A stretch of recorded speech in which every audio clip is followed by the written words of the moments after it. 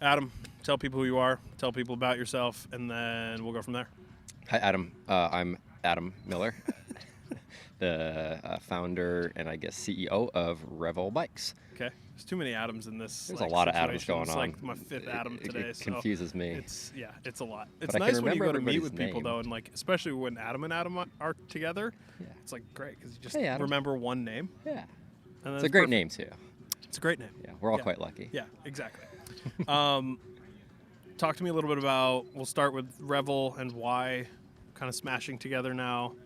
Why did that happen? Yeah, so I launched Y Cycles in 2016. It's a brand that makes high-end titanium adventure and gravel bikes. At the same time, I started working on the Revel Bikes products, but we launched those. It took a lot longer to make carbon fiber full suspension bikes. So we launched those in 2019.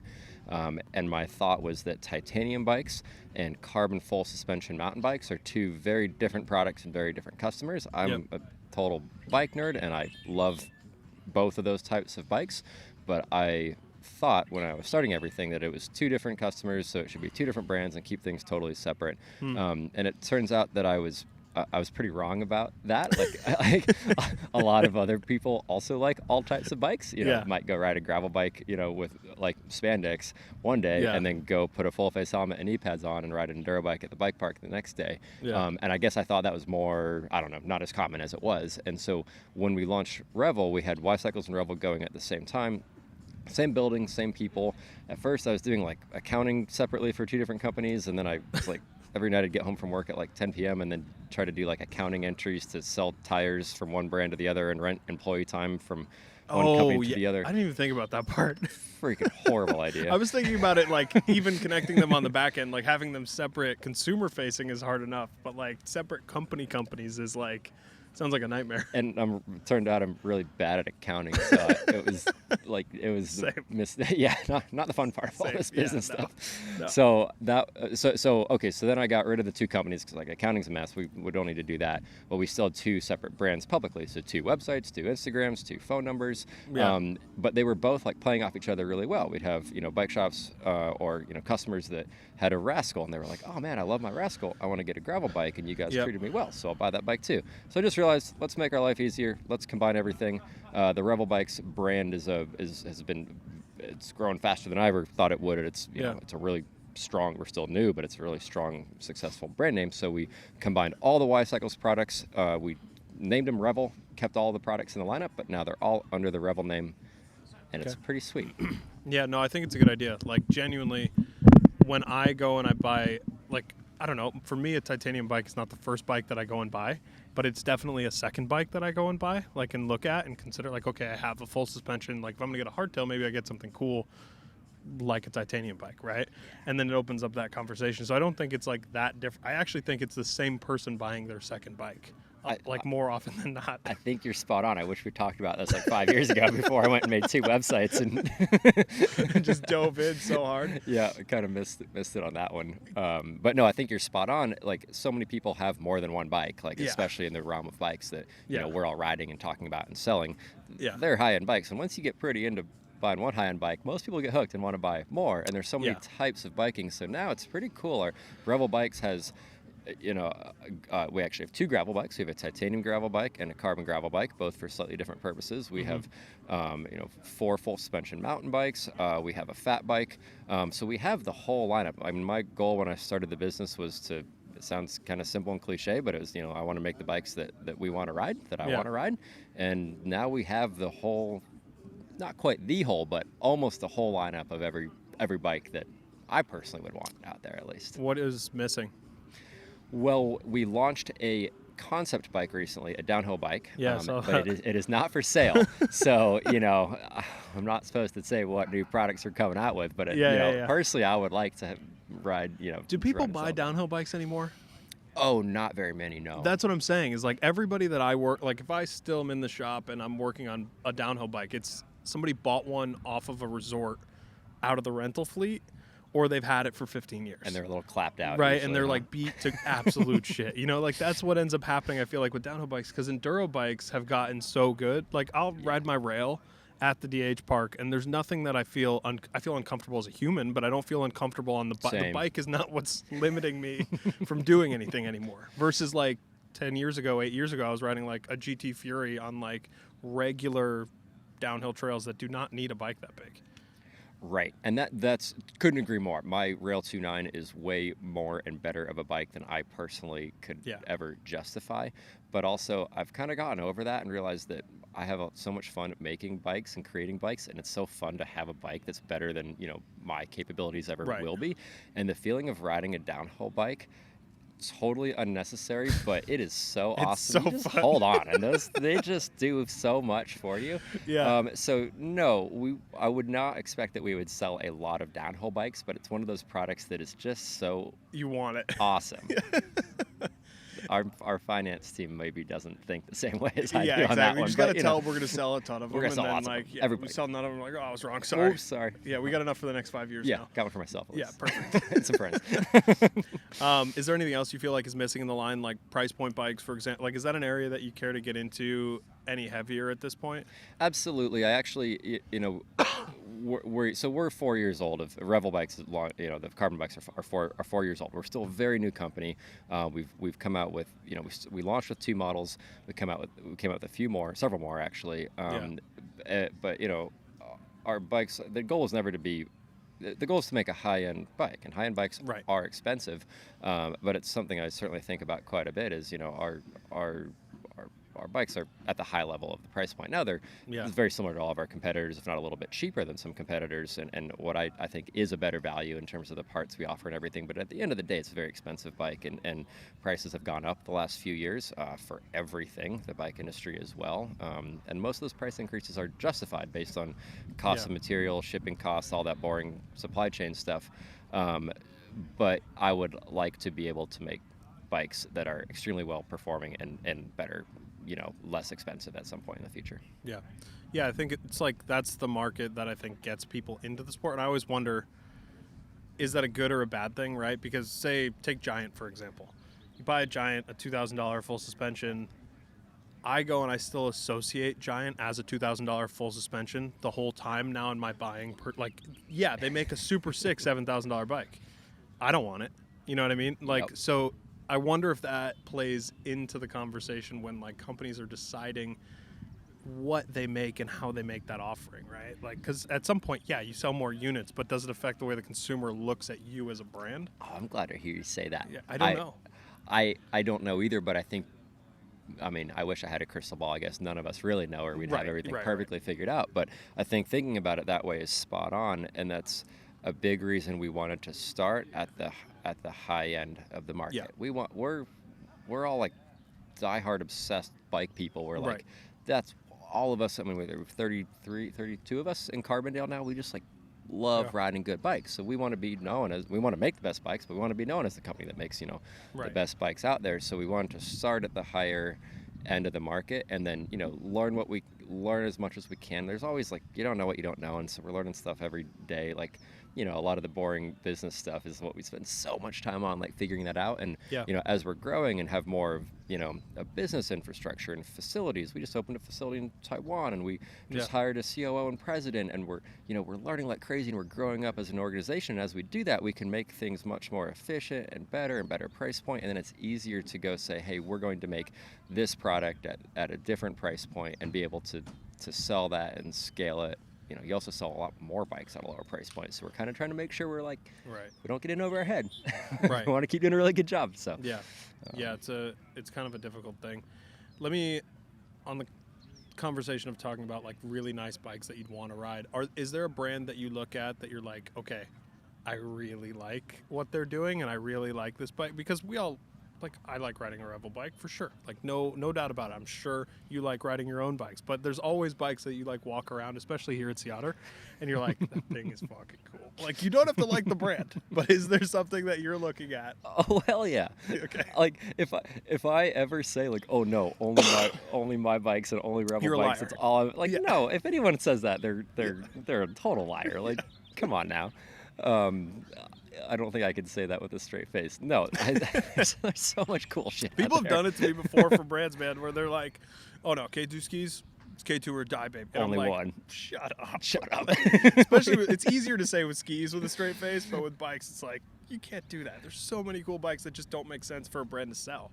You know No, what I mean? but this, like a show like Sea Otter, it's like Christmas. You walk around and it's like it's crazy. everywhere you look, there's some crazy new cool thing. I was just at the Taipei bike show over in Taiwan a few weeks ago, and it's much more formal and it's inside and it's a different crowd. But there's all these manufacturers have these new things they're showing off, and it's like we couldn't even walk down the one aisle without stopping 20 times to look at the shiny new stuff. No, I love other bikes. I mean, especially on the titanium side, I think there's so many fascinating kind of handmade boutique products that are out there that are just stunning. And we've tried to, with our titanium bikes, we kind of say it's a modern take on traditional titanium. We're not a small garage builder, and we're not a big, major, huge bike brand. We're kind of somewhere in the middle. Right. And that, we're able to sell our titanium bikes at a very good price point for what they are, with lifetime warranties, and we do full ISO lab testing and all this stuff that makes sense to sell to more people.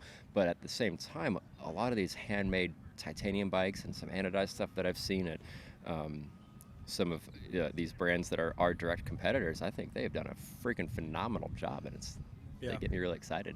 Yeah. And then full suspension bikes, there's a lot of cool stuff out there. There's a lot of cool stuff. And there's people doing shit that you're like, I wouldn't really want to ride this, but it looks cool. You know what I mean? Like, have you seen those digits? Yes. Dude, it's sick. I don't think I'd want to ride one, but they're fucking cool. Like, I want to own one, and I just want to look at it. Yeah, I want to own all the bikes. The problem is they all just, they cost something. But no, I love it. I think especially small companies. I've always had I've always been the small company, trying to scrape by and start something myself. So when I see other small companies doing cool stuff, I just have a huge affinity for it. And I think, whether some of the things might make sense to sell at a large scale or not, it's usually those small companies doing things a little bit differently that help everybody else, because that's like, the beauty of competition and business and I guess capitalism, but it's a bad word, but more companies pushing the limits, it makes the bigger companies try to get better too. And that makes all of us ride better bikes. So no, for sure. Like, you couldn't just have one brand out there and that'd be the only thing. Like, there's no way that would function long term. That'd be boring. Yeah, it'd be super boring. And everybody would just go and do their own thing anyway. So it's like, it is what it is. Talk to me about new bikes coming out for the year. You guys have a lot going on. It feels like every time I talk to you, there's something new going on, and maybe that's why I'm talking to you, but who knows? Sweet. But what's new for this year? What are you guys happy about? On the product side first. Yeah, product side. So we've had quite a few product launches recently. COVID and all those things it was an interesting few years, and now things are getting back to normal. They're not normal yet. We make products all over the world. I love working in different places all over the world. Yeah. And it's still we're still navigating some of the new things that have come up in the last few years, which always keeps things exciting. But the Y cycles turning into Revel bikes was a big deal. A lot of the products were very, very similar, but we made updates. So all of our titanium bikes are full UDH compatible, so you can run the new SRAM drivetrain, and it's really future-proofing that bike even more for all sorts of crazy new stuff that might come out. So that the Revel titanium is quite exciting. It's fun to make, niche titanium bikes slightly more mainstream isn't even the right word, but slightly more mainstream, I suppose. So we're super excited about Revel titanium. We just launched the Revel Ranger, an updated new Ranger. So the Ranger is our short travel, 115 millimeter travel cross-country or down-country bike or whatever you want to call it, but highly capable cross-country bike. And it's been one of our top-selling bikes for the last several years. We found some pretty neat ways to update that bike and make it even better. New rear triangle, new links, new bolts, bearings, hardware, like a lot of stuff going on inside the frame that's like way, way, way better and way more awesome to make that bike even better. So that just launched a week or two ago, and it's gone really well. Yep. And then we launched a concept bike, so a bike that's not for sale. Probably really bad business idea, but really, really fun on the product and brand side of things. It was the first ever 3D printed carbon made in America mountain bike, and it was a CBF suspension downhill bike. So that was this kind of really unique, interesting project that we spent a few years working on, and it's been really cool to show that bike off. Yeah, what is that? What is that process like? How do you 3D print and make a bike functional? Like 3D printing is one of those things that like, it's like NFTs where people were saying it, and I was like, I don't really understand It's what's like happening. NFTs. Like I don't, Freaking dude, I awesome. just don't really understand what's actually happening here. Like you can say the word, I'm gonna nod my head, but I don't know what's happening beyond that. I hope it's not all the way like NFTs where they just like have this We're big completely boom and then collapses. everyone's like, actually, no one It- understands it's what those functional are. NFTs. Yeah, yeah, Slightly yeah. more functional Somebody finally NFTs. went on TV the other day and was like, it's a scam. And I was like, thank God Thank you. somebody's finally saying this. Like, I've been trying to understand why I can't just take a picture of the thing for a while. But Just screenshot it. yeah, exactly. So on the other side of things, in real life, 3D printing makes real products that really exist. But like, what is that like when you're making a bike that actually needs to function? So it's all new, and I could like geek out on this because I've been just obsessing over it for a little while, and I've learned a ton the last couple years, and it's Yeah. been like bike nerd fascination, awesome level. Like Yeah. it's been really, really cool to dive into. So 3D printing has been, around for, it's really, really common now for normal 3D printing. And the idea is you create a design of any product, a bike or a wheel or anything for the automotive, or, any single product you could possibly imagine probably has been 3D printed if it was made in the last few years, just for the prototyping and idea process. So you model up your product usually in SolidWorks or Pro E or one of these 3D design programs. And then, just like you can print a Word document, you can press print.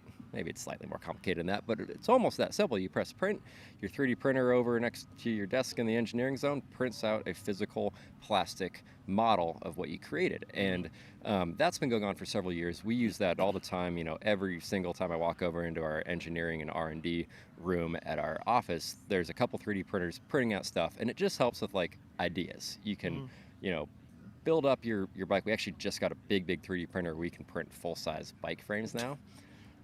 It takes 2 So days. sick. It's No way. awesome. You can't ride them. They're just plastic, but it's Yeah. hey, we're going to try this new tube shape, or we're going to like try to, do this new design that we Right. think looks cool on a computer. Well, you don't want to go spend a ton of money on steel molds and spend 6 months making the bike, and then it shows Yeah. up and you're like, oh shit, we messed up, this doesn't look right. Yeah. We can do that in 2 days, and just like it allows for more creativity. Yeah. So that's 3D printing in like the traditional sense. That's very, very common. Kids are learning it in middle school now. Like Yeah, it's yeah. really cool what it can do.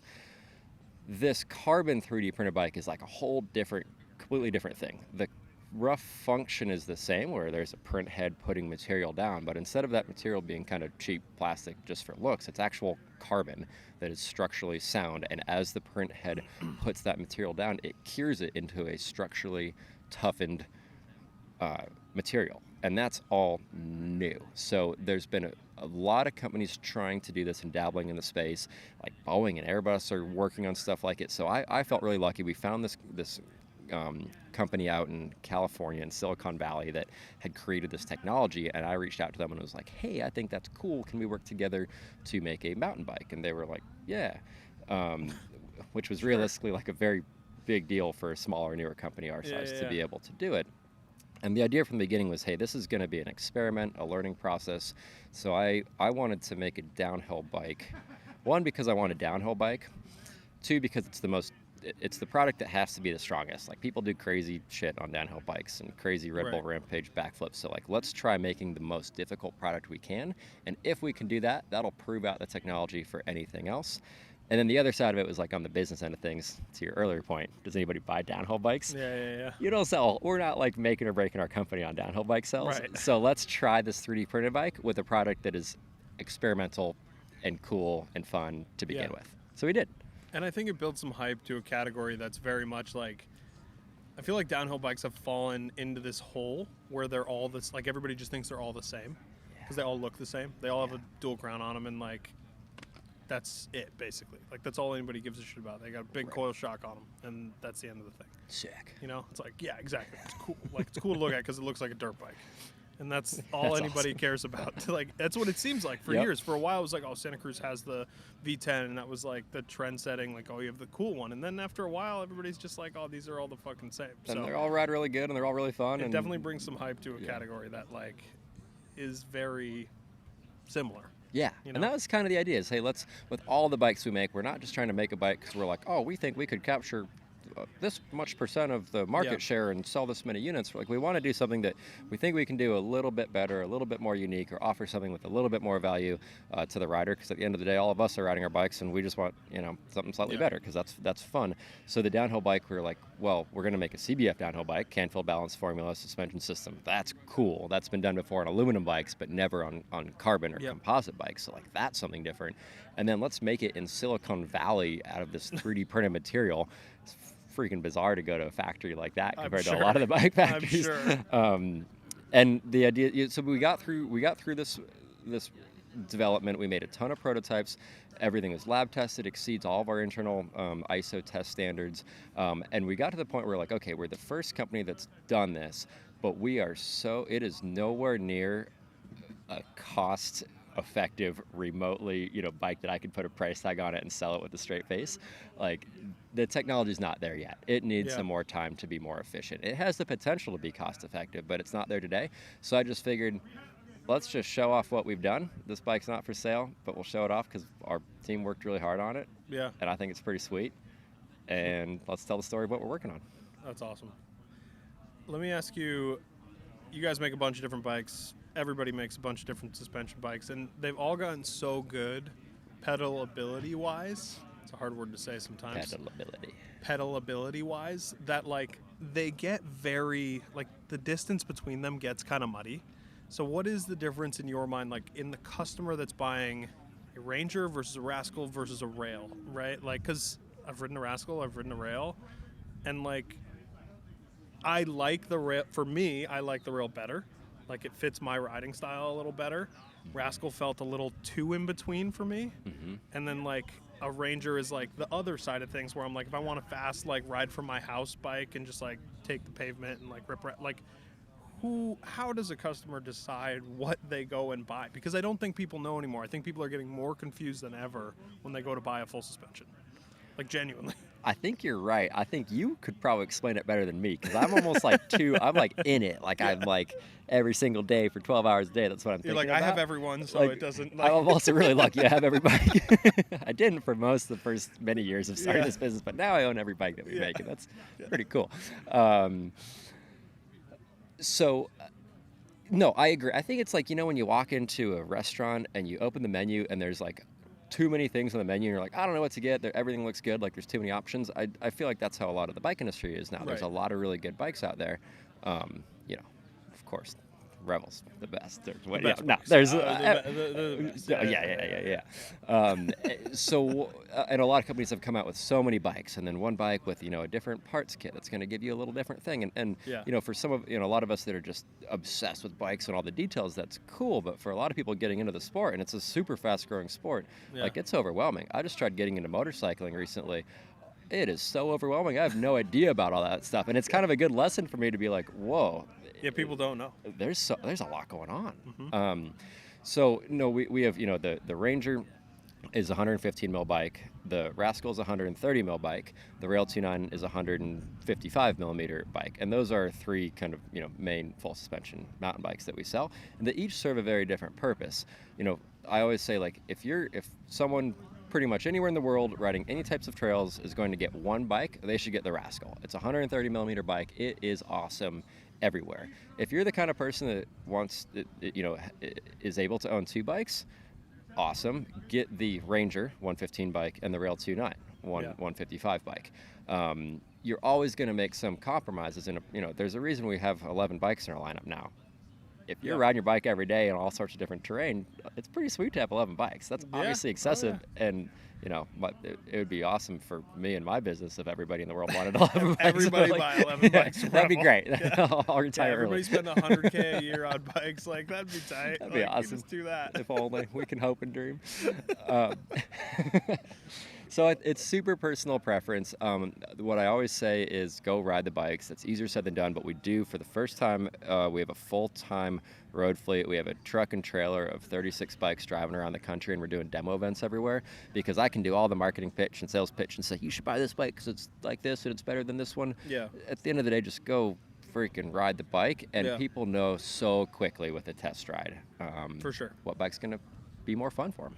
Yeah, that's one of the things I think that I've noticed with Revel versus like I was on Santa Cruz stuff forever, right? So if I go and I ride a Bronson, a 5010, a tall boy, and a high tower, they all feel almost the same. If you ride a Rail and a Rascal, they feel distinctly different. Yeah. They're both capable bikes, but they definitely feel different. Like, and I actually felt like I was gonna get on a Rail and be like, I hate this bike, because it's longer travel than I normally like. But it climbs so well, and it descends even better. Like it's a very, it just feels like you took the Rascal and put it on steroids, and that's honestly a really good thing. Versus like some of these other brands, like I'm pigeonholing Santa Cruz right now because like I've had 100 of those things. I always felt like, okay, I'm getting the next one in the line, but it's the same bike. Like I'm basically buying the same bike, and like if I'm talking to a customer about it, my conversation always goes the same way, and it ends up with them asking me, so what's actually the difference? And I'm like, the same person could buy any one of these 10 bikes. Like literally could buy any one of these 10. They're just making a small sacrifice in each place for one reason or another, you know? That's awesome to hear. I think I need to give a beer to each person on our product team for real. that, Yeah, because yeah, that's exactly what we want. We don't want to just make a bike that overlaps. What's the point? That's confusing for us. It's confusing for It customers. makes it harder. Yeah, more is not always better. Right. I think having fewer options that are more specific, and we have this conversation a lot. Lots of bikes have flip chips and options and change this link and change this, Yeah. and it can do this. And we've tried to say, no, we're going to make a bike for a purpose, for the purpose that we want it to be for.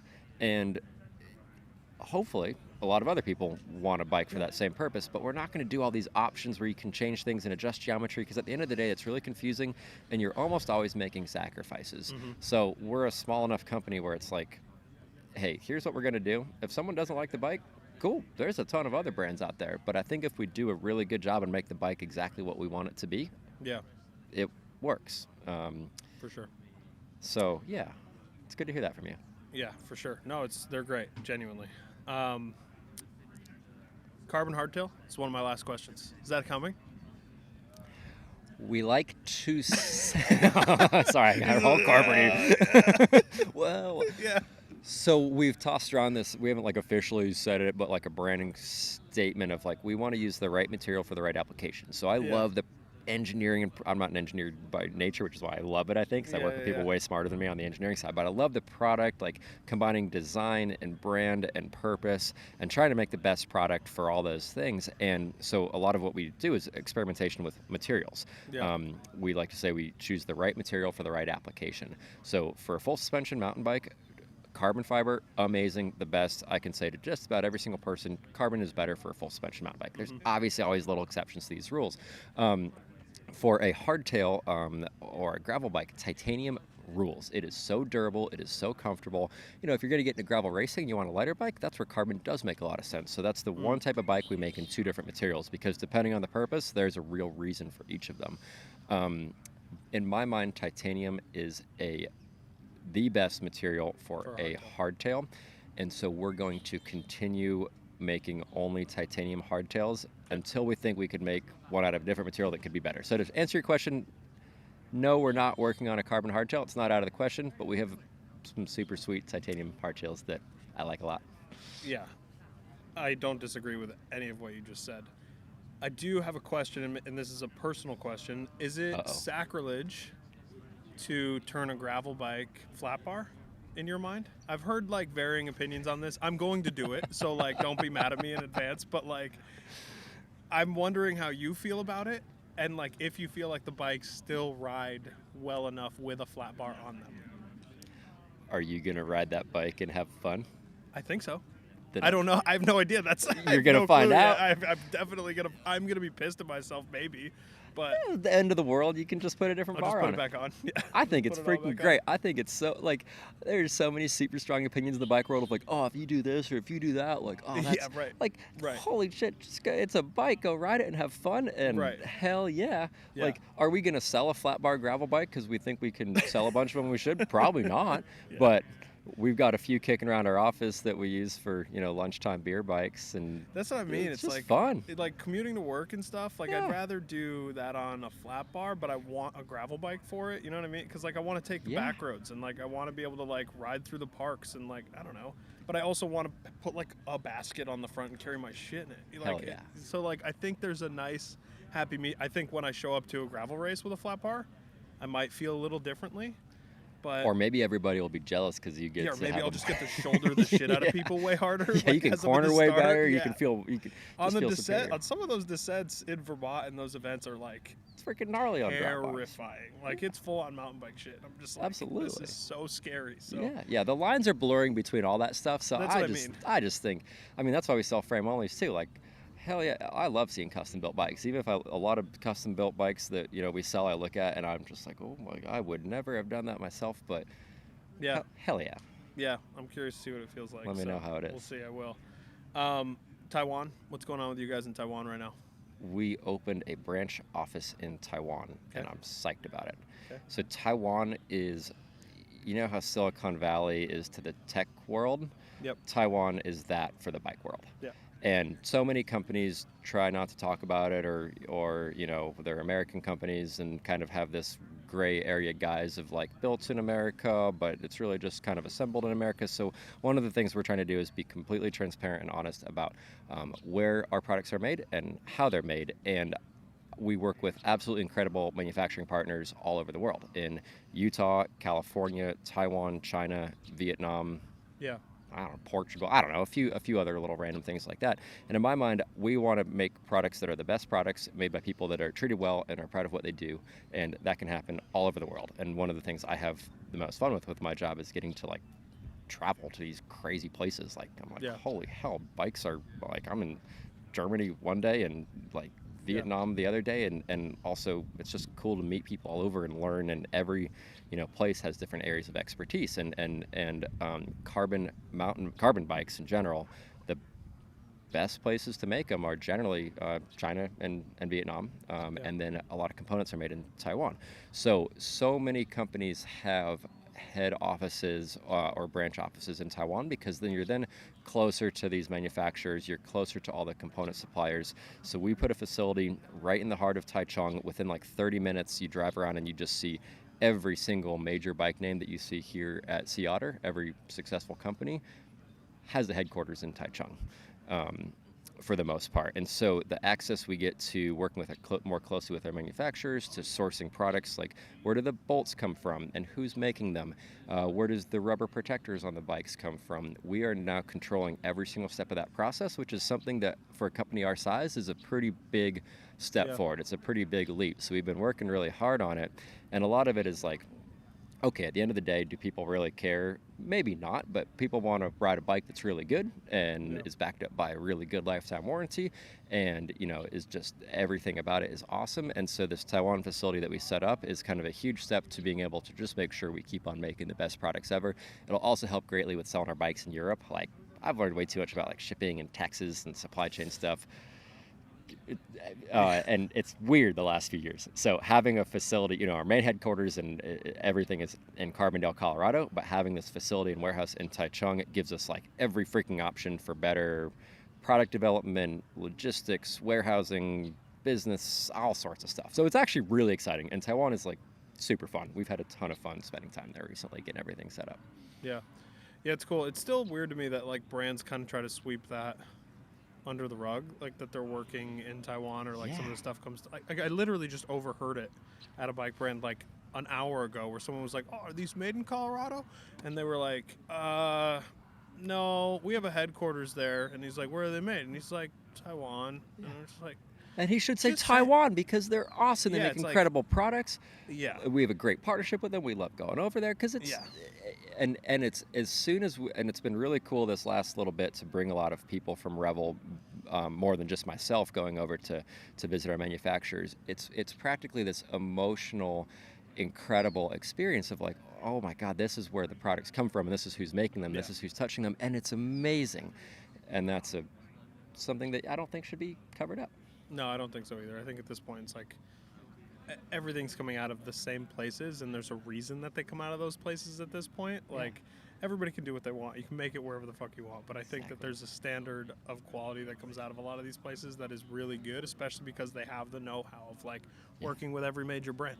It's Yep. like instead of starting from scratch Right. or doing it with someone that hasn't done it really, but like, why not just do it with somebody who knows what they're doing? Exactly. And their So- food is really good too. Yeah.